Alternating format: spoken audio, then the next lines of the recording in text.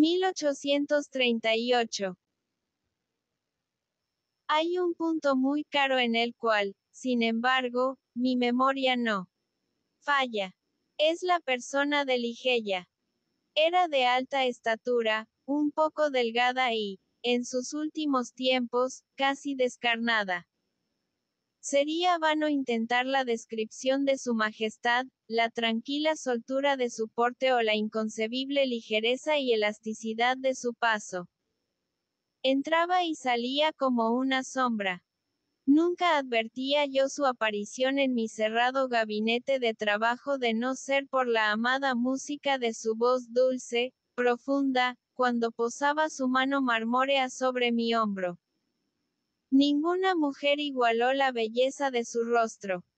Era el esplendor de un sueño de opio, una visión aérea y arrebatadora, más extrañamente divina que las fantasías que revoloteaban en las almas adormecidas de las hijas de Delos.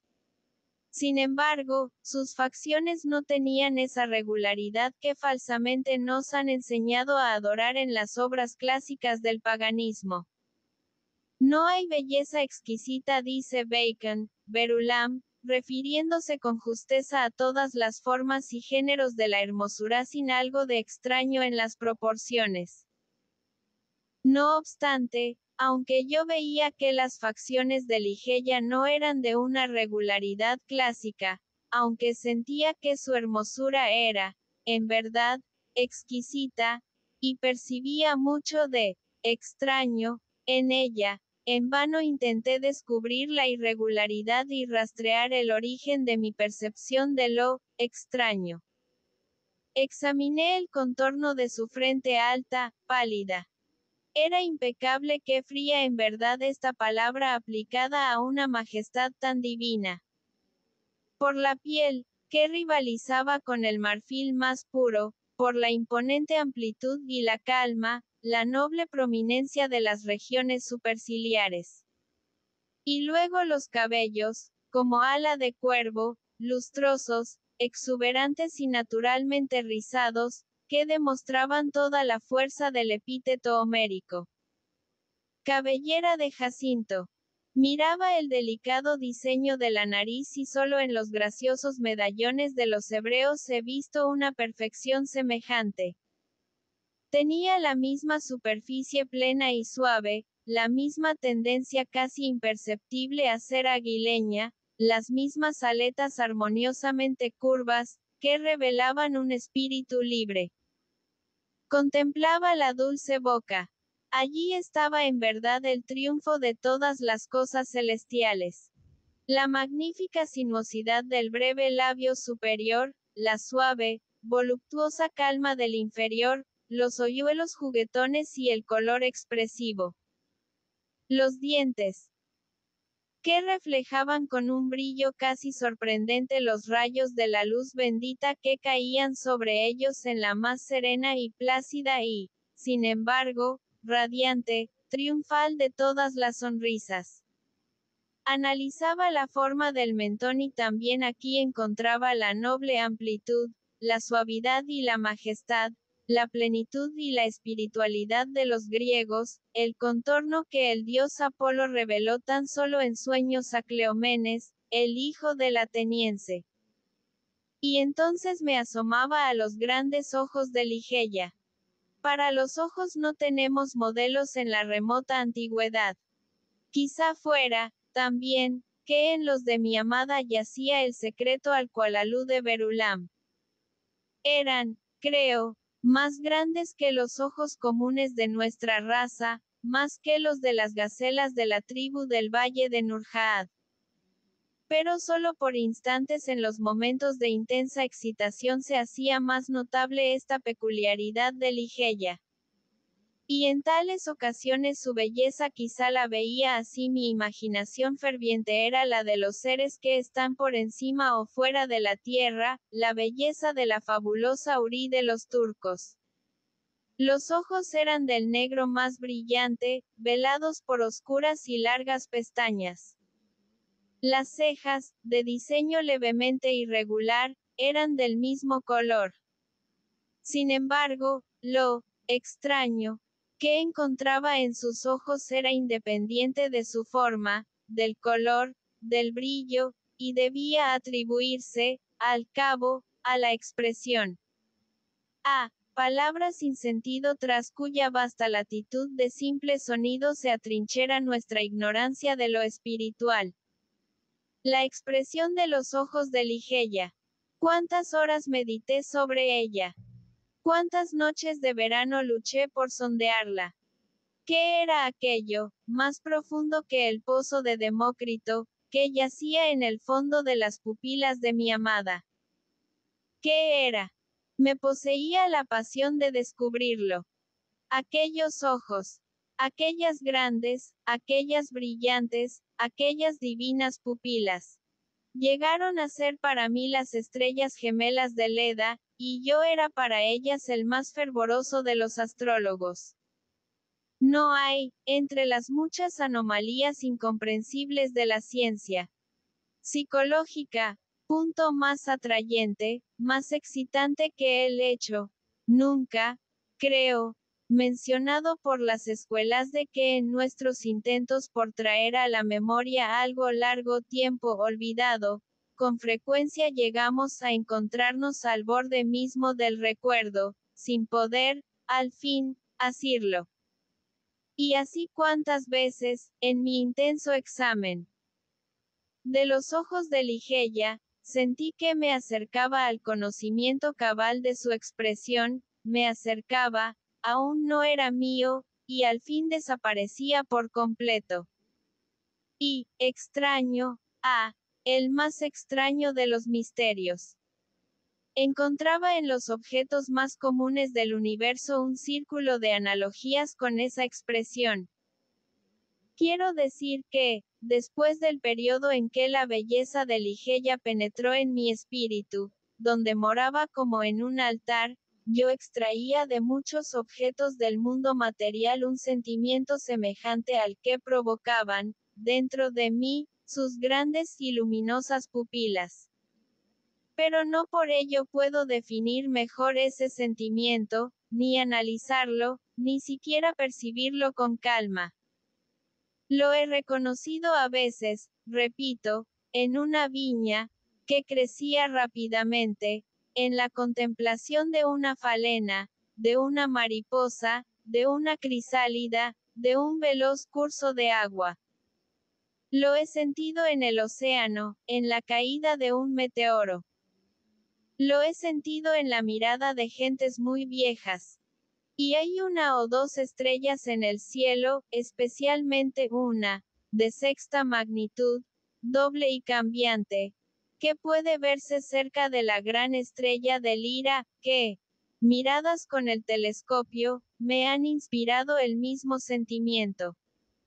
Me ha colmado al escuchar ciertos sones de instrumentos de cuerda, y no pocas veces al leer pasajes de determinados libros. Entre innumerables ejemplos, recuerdo bien algo de un volumen de Joseph Glanville que, quizás simplemente por lo insólito, quién sabe, nunca ha dejado de inspirarme ese sentimiento. Y allí dentro está la voluntad que no muere. ¿Quién conoce los misterios de la voluntad y su fuerza? Pues Dios no es sino una gran voluntad que penetra las cosas todas por obra de su intensidad. El hombre no se doblega a los ángeles, ni cede por entero a la muerte, como no sea por la flexa de su débil voluntad. Los años transcurridos y las reflexiones consiguientes me han permitido rastrear cierta remota conexión entre este pasaje del moralista inglés y un aspecto del carácter de Ligeia. La intensidad de pensamiento, de acción, de palabra, era posiblemente en ella un resultado, o por lo menos un índice, de esa gigantesca voluntad que durante nuestras largas relaciones no dejó de dar otras pruebas más numerosas y evidentes de su existencia. De todas las mujeres que jamás he conocido, la exteriormente tranquila, la siempre plácida Ligeia, era presa con más violencia que nadie de los tumultuosos buitres de la dura pasión. Y no podía yo medir esa pasión como no fuese por el milagroso dilatarse de los ojos que me deleitaban y aterraban al mismo tiempo, por la melodía casi mágica, la modulación, la claridad y la placidez de su voz tan profunda, y por la salvaje energía, doblemente efectiva por contraste con su manera de pronunciarlas, con que profería habitualmente sus extrañas palabras. He hablado del saber de Ligeia. Era inmenso, como nunca lo hallé, en una mujer. Su conocimiento de las lenguas clásicas era profundo, y, en la medida de mis nociones sobre los modernos dialectos de Europa, nunca la descubrí en falta. A decir verdad, en cualquier tema de la alabada erudición académica, admirada simplemente por abstrusa, descubrí alguna vez a Ligeia en falta. De qué modo singular y penetrante este punto de la naturaleza de mi esposa atrajo, tan solo en el último periodo, mi atención. Dije que sus conocimientos eran tales que jamás los hallé en otra mujer, pero, ¿dónde está el hombre que ha cruzado, y con éxito, toda la amplia extensión de las ciencias morales, físicas y metafísicas? No vi entonces lo que ahora advierto claramente. Que las adquisiciones de Ligeia eran gigantescas, eran asombrosas. Sin embargo, tenía suficiente conciencia de su infinita superioridad para someterme con infantil confianza a su guía en el caótico mundo de la investigación metafísica, a la cual me entregué activamente durante los primeros años de nuestro matrimonio. Con qué amplio sentimiento de triunfo, con qué vivo deleite, con qué etérea esperanza sentía yo cuando ella se entregaba conmigo a estudios poco frecuentes, poco conocidos, esa deliciosa perspectiva que se agrandaba en lenta gradación ante mí, por cuya larga y magnífica senda no hollada podía al fin alcanzar la meta de una sabiduría demasiado premiosa, demasiado divina para no ser prohibida. Así, con qué punzante dolor habré visto, después de algunos años, emprender vuelo a mis bien fundadas esperanzas y desaparecer. Sin Ligeia era yo un niño a tientas en la oscuridad. Solo su presencia, sus lecturas, podían arrojar vívida luz sobre los muchos misterios del trascendentalismo en los cuales vivíamos inmersos. Privadas del radiante brillo de sus ojos, esas páginas, leves y doradas, tornáronse más opacas que el plomo saturnino.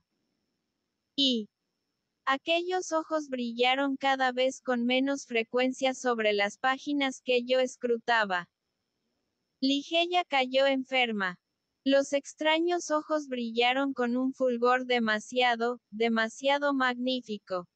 Los pálidos dedos adquirieron la transparencia cerúlea de la tumba y las venas azules de su alta frente latieron impetuosamente en las alternativas de la más ligera emoción. Vi que iba a morir y luché desesperadamente en espíritu con el torvo Azrael. Y las luchas de la apasionada esposa eran, para mi asombro, aún más enérgicas que las mías. Muchos rasgos de su adusto carácter me habían convencido de que para ella la muerte llegaría sin sus terrores. Pero no fue así. Las palabras son impotentes para dar una idea de la fiera resistencia que opuso a la sombra. Gemí de angustia ante el lamentable espectáculo.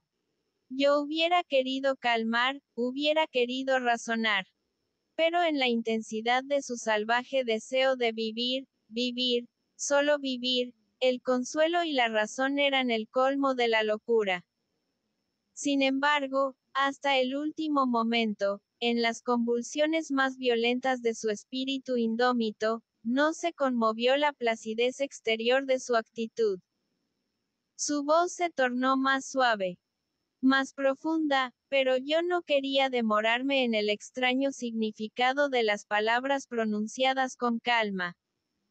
Mi mente vacilaba al escuchar fascinada una melodía sobrehumana, conjeturas y aspiraciones que la humanidad no había conocido hasta entonces. De su amor no podía dudar, y me era fácil comprender que, en un pecho como el suyo, el amor no reinaba como una pasión ordinaria. Pero solo en la muerte me di toda la fuerza de su afecto. Durante largas horas, reteniendo mi mano, desplegaba ante mí los excesos de un corazón cuya devoción más que apasionada llegaba a la idolatría. ¿Cómo había merecido yo la bendición de semejantes confesiones? ¿Cómo había merecido la condena de que mi amada me fuese arrebatada en el momento en que me las hacía? Pero no puedo soportar el extenderme sobre este punto. Solo diré que en el abandono más que femenino de Ligeia al amor, hay, inmerecido, otorgado sin ser yo digno, reconocí el principio de su ansioso, de su ardiente deseo de vida, esa vida que huía ahora tan velozmente. Soy incapaz de describir, no tengo palabras para expresar esa ansia salvaje, esa anhelante vehemencia de vivir, solo vivir. La medianoche en que murió me llamó perentoriamente a su lado, pidiéndome que repitiera ciertos versos que había compuesto pocos días antes. La obedecí. Helos aquí. Vedla. Es noche de gala en los últimos años solitarios. La multitud de ángeles alados, con sus velos, en lágrimas bañados, son público de un teatro que contempla un drama de esperanzas y temores, mientras toca la orquesta, indefinida, la música sin fin de las esferas. Allí los mimos gruñen y mascullan. Corren aquí y allá. Y los apremian vastas cosas informes que el escenario alteran de continuo, vertiendo de sus alas desplegadas, un invisible, largo sufrimiento. Jamás será olvidado. Con su fantasma siempre perseguido por una multitud que no lo alcanza, en un círculo siempre de retorno al lugar primitivo, y mucho de locura, y más pecado, y más horror el alma de la intriga. Una forma reptante se insinúa. Roja como la sangre se retuerce en la escena desnuda. Se retuerce y retuerce. Y en tormentos los mimos son su presa, y sus fauces destilan sangre humana, y los ángeles lloran. Y sobre cada forma estremecida, cae el telón, cortina funeraria, con fragor de tormenta. Y los ángeles pálidos y exangües, ya de pie, ya sin velos, manifiestan que el drama es el del hombre, y que es su héroe el vencedor gusano. ¡Oh, Dios! Gritó casi Ligeia, incorporándose de un salto y, tendiendo sus brazos al cielo con un movimiento espasmódico, al terminar yo estos versos. ¡Oh, Dios! ¡Oh, Padre Celestial! Estas cosas ocurrirán irremisiblemente. El vencedor no será alguna vez vencido. No somos una parte, una parcela de ti. ¿Quién conoce los misterios de la voluntad y su fuerza? El hombre no se doblega a los ángeles, ni cede por entero a la muerte, como no sea por la flexa de su débil voluntad. Y entonces, como agotada por la emoción, dejó caer los blancos brazos y volvió solemnemente a su lecho de muerte. Y mientras lanzaba los últimos suspiros, mezclado con ellos brotó un suave murmullo de sus labios. Acerqué mi oído y distinguí de nuevo las palabras finales del pasaje de Glanville. El hombre no se doblega a los ángeles, ni cede por entero a la muerte, como no sea por la flexa de su débil voluntad. Murió.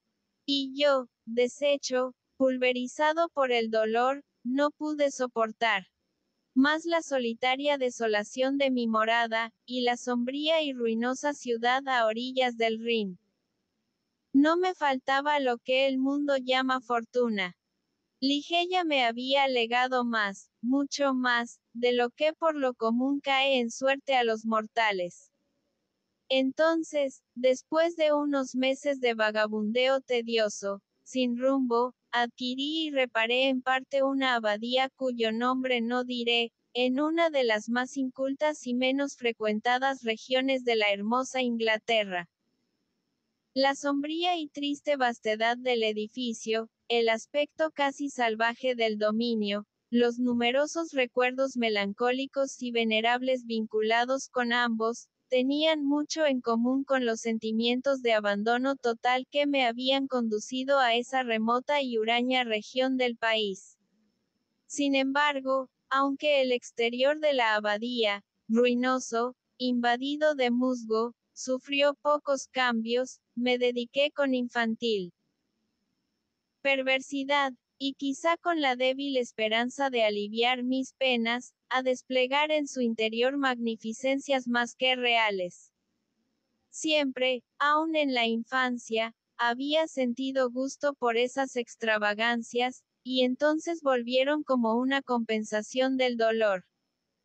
¡Ay! Ahora sé cuánto de incipiente locura podía descubrirse en los suntuosos y fantásticos tapices, en las solemnes esculturas de Egipto, en las extrañas cornisas, en los moblajes, en los besánicos diseños de las alfombras de oro recamado.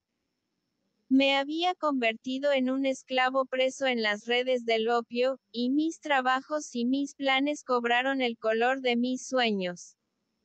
Pero no me detendré en el detalle de estos absurdos. Hablaré tan solo de ese aposento por siempre maldito, donde en un momento de enajenación conduje al altar como sucesora de la inolvidable Ligeia Rowena Trevanion de Tremaine, la de rubios cabellos y ojos azules. No hay una sola partícula de la arquitectura y la decoración de aquella cámara nupcial que no se presente ahora ante mis ojos. ¿Dónde tenía el corazón la altiva familia de la novia para permitir, movida por su sed de oro, que una doncella, una hija tan querida, pasara el umbral de un aposento tan adornado? He dicho que recuerdo minuciosamente los detalles de la cámara yo, que tristemente olvido cosas de profunda importancia y, sin embargo, no había orden, no había armonía en aquel lujo fantástico, que se impusieran a mi memoria. La habitación estaba en una alta torrecilla de la abadía fortificada, era de forma pentagonal y de vastas dimensiones. Ocupaba todo el lado sur del pentágono la única ventana, un inmenso cristal de Venecia de una sola pieza y de matiz plomizo, de suerte que los rayos del sol o de la luna, al atravesarlo, caían con brillo horrible sobre los objetos. En lo alto de la inmensa ventana se extendía el enrejado de una añosa vid que trepaba por los macizos muros de la torre. El techo, de sombrío roble, era altísimo, abovedado y decorosamente decorado con los motivos más extraños, más grotescos, de un estilo semigótico, semidruídico. Del centro mismo de esa melancólica bóveda colgaba, de una sola cadena de oro de largos eslabones, un inmenso incensario del mismo metal, en estilo sarraceno, con múltiples perforaciones dispuestas de tal manera que a través de ellas, como dotadas de la vitalidad de una serpiente, veíanse las contorsiones continuas de llamas multicolores. Había algunas otomanas y candelabros de oro de forma oriental. Y también el lecho nupcial, de modelo indio, bajo, esculpido en ébano macizo, con baldaquino como una colgadura fúnebre. En cada uno de los ángulos del aposento había un gigantesco sarcófago de granito negro proveniente de las tumbas reales erigidas frente a Luxor, con sus antiguas tapas cubiertas de inmemoriales relieves. Pero en las colgaduras del aposento se hallaba, ¡ay!, la fantasía más importante. Los elevados muros, de gigantesca altura al punto de ser desproporcionados, estaban cubiertos de arriba a abajo, en vastos pliegues, por una pesada y espesa tapicería de un material semejante al de la alfombra del piso, la cubierta de las otomanas y el lecho de ébano, del baldaquino y de las suntuosas volutas de los cortinajes que velaban parcialmente la ventana. Este material era el más rico tejido de oro, cubierto íntegramente, con intervalos irregulares, por arabescos en realce, de un pie de diámetro, de un negro azabache. Pero estas figuras solo participaban de la condición de arabescos cuando se las miraba desde un determinado ángulo. Por un procedimiento hoy común, que puede en verdad rastrearse en periodos muy remotos de la antigüedad, cambiaban de aspecto. Para el que entraba en la habitación tenían la apariencia de simples monstruosidades. Pero, al acercarse, esta apariencia desaparecía gradualmente y, paso a medida que el visitante cambiaba de posición en el recinto, se veía rodeado por una infinita serie de formas horribles pertenecientes a la superstición de los normandos o nacidas en los sueños culpables de los monjes. El efecto fantasmagórico era grandemente intensificado por la introducción artificial de una fuerte y continua corriente de aire detrás de los tapices, la cual daba una horrenda e inquietante animación al conjunto. Entre esos muros, en esa cámara nupcial, pasé con Rowena de Tremaine las impías horas del primer mes de nuestro matrimonio, y las pasé sin demasiada inquietud. Que mi esposa temiera la índole hosca de mi carácter, que me huyera y me amara muy poco, no podía yo pasarlo por alto. Pero me causaba más placer que otra cosa. Mi memoria volaba, con qué intensa nostalgia. Hacia Ligeia, la amada, la augusta, la hermosa, la enterrada. Me embriagaba con los recuerdos de su pureza, de su sabiduría, de su naturaleza elevada, etérea, de su amor apasionado, idólatra. Ahora mi espíritu ardía plena y libremente, con más intensidad que el suyo.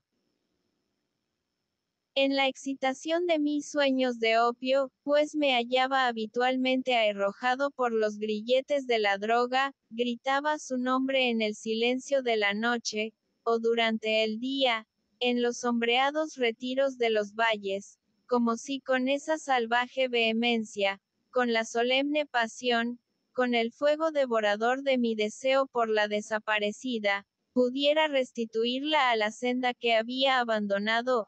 Era posible que fuese para siempre.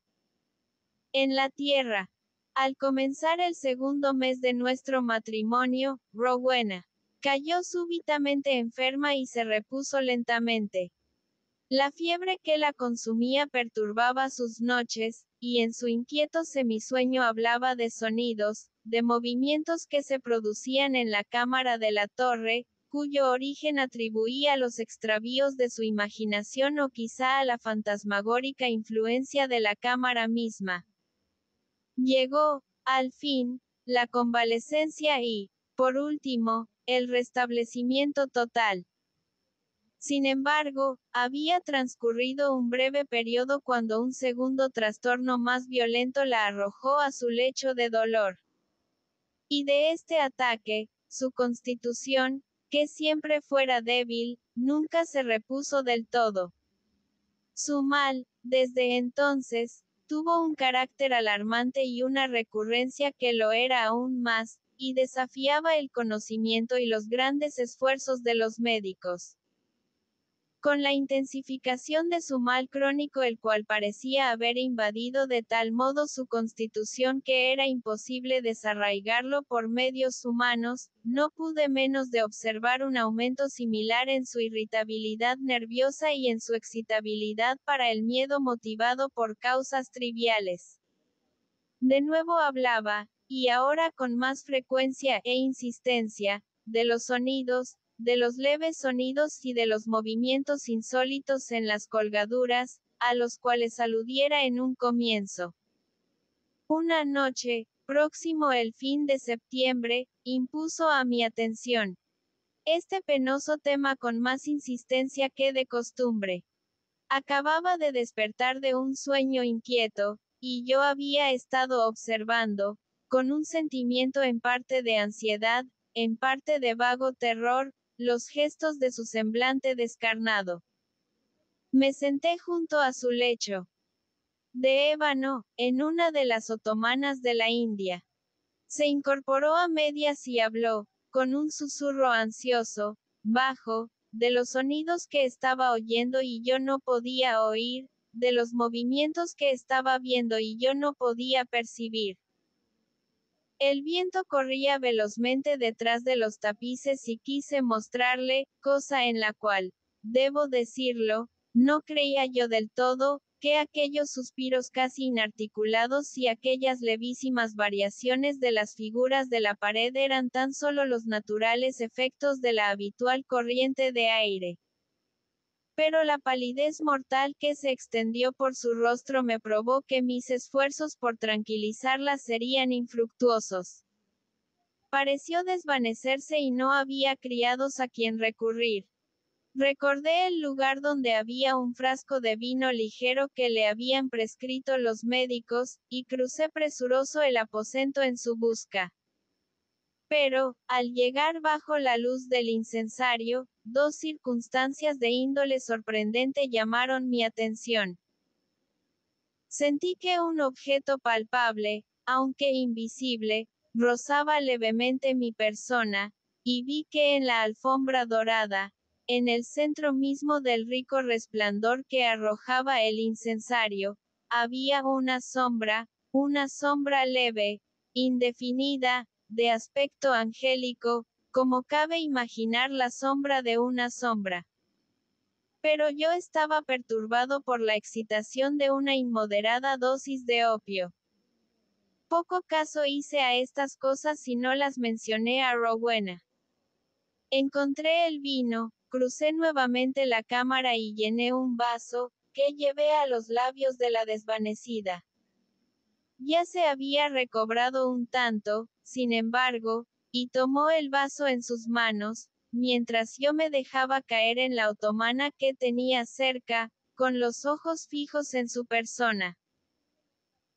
Fue entonces cuando percibí claramente un paso suave en la alfombra, cerca del lecho, y un segundo después, mientras Rowena alzaba la copa de vino hasta sus labios, vi o quizás soñé que veía caer dentro del vaso, como surgida de un invisible surtidor en la atmósfera del aposento, 3 o 4 grandes gotas de fluido brillante, del color del rubí.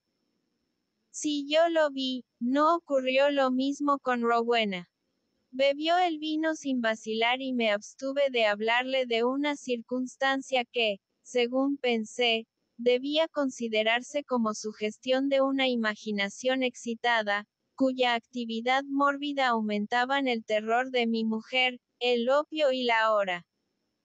Sin embargo, no pude dejar de percibir que, inmediatamente, después de la caída de las gotas color rubí, se producía una rápida agravación en el mal de mi esposa, de suerte que la tercera noche las manos de sus doncellas la prepararon para la tumba, y la cuarta la pasé solo, con su cuerpo amortajado, en aquella fantástica cámara que la recibiera recién casada.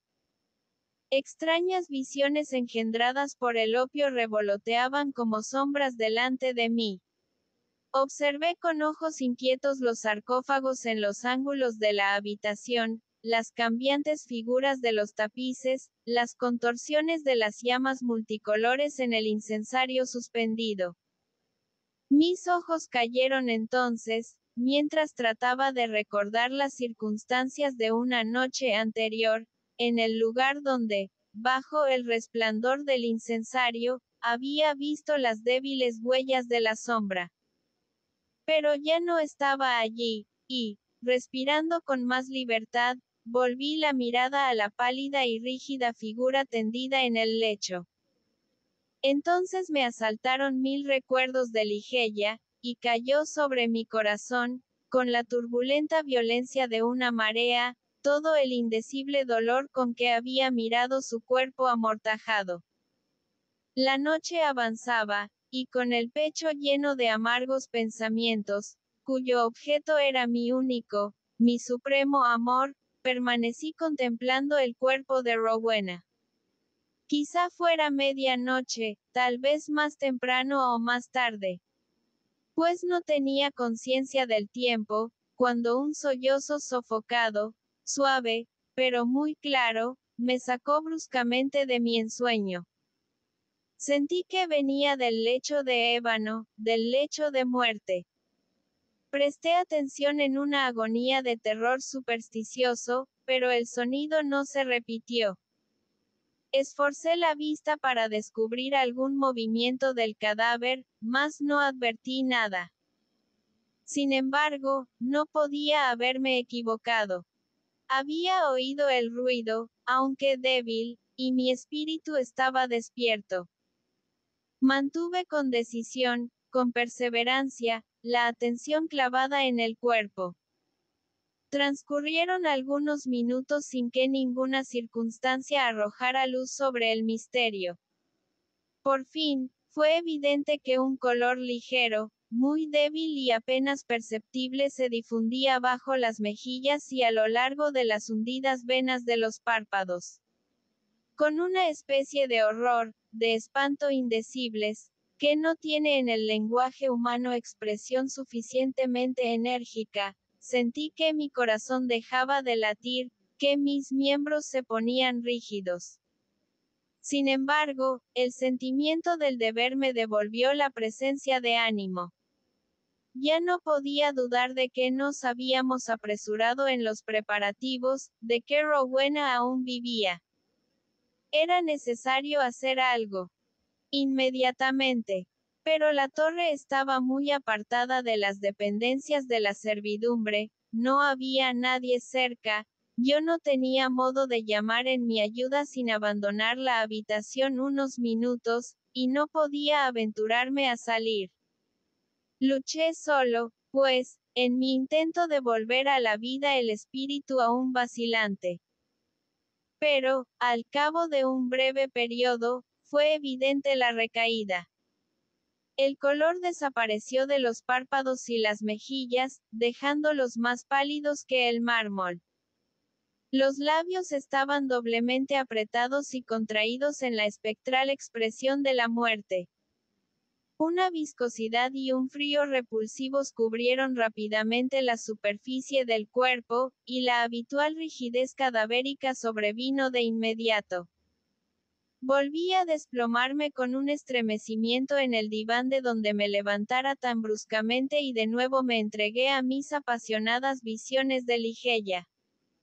Así transcurrió una hora cuando, era posible. Advertí por segunda vez un vago sonido procedente de la región del lecho. Presté atención en el colmo del horror. El sonido se repitió.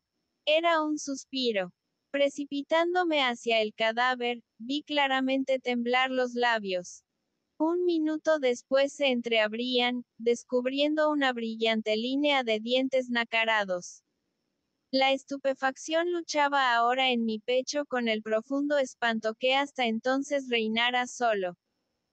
Sentí que mi vista se oscurecía, que mi razón se extraviaba, y solo por un violento esfuerzo logré al fin cobrar ánimos para ponerme a la tarea que mi deber me señalaba una vez más.